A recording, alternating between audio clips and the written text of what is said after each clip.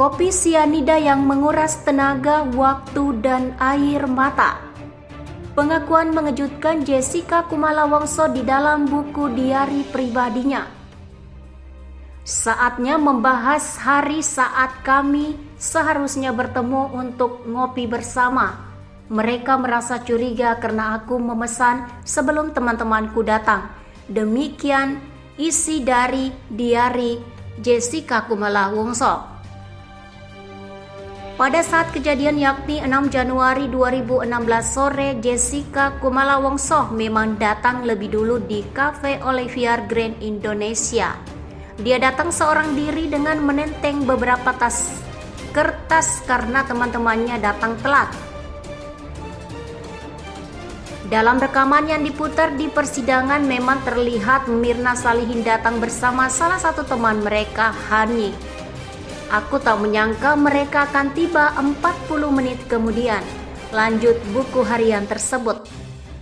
Jessica kemudian memesan minuman termasuk es kopi Vietnam yang diminum oleh Wayan Mirna Salihin sebelum tewas.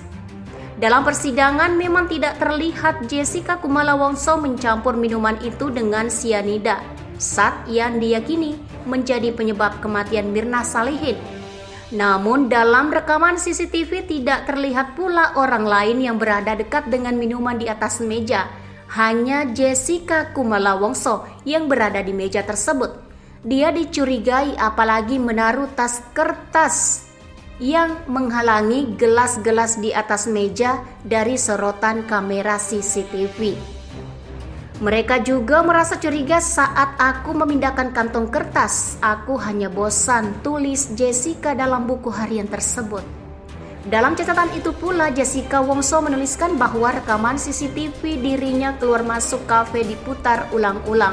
Namun, tulis dia, rekaman polisi keluar masuk kafe itu dengan barang bukti justru terhapus secara permanen. Jessica Kumala Wongso mengaku kala itu sadar betul bahwa situasinya tidak terkendali, apalagi namanya dimuat di dalam berita berbagai televisi tanah air. Media mulai mengintai rumah kami. Kami harus sembunyi-sembunyi untuk masuk ke rumah kami sendiri. Beberapa hari kemudian aku ditangkap, tulis Jessica Kumala Wongso. Sejak itulah dia harus mendekam di balik jeruji besi.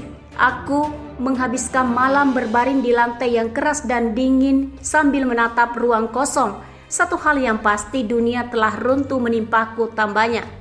Kasus kematian Mirna Salihin benar-benar membuatku terpukul. Dia bahkan bertanya-tanya apakah jika bertemu orang baru dirinya akan tetap dianggap sebagai pembunuh.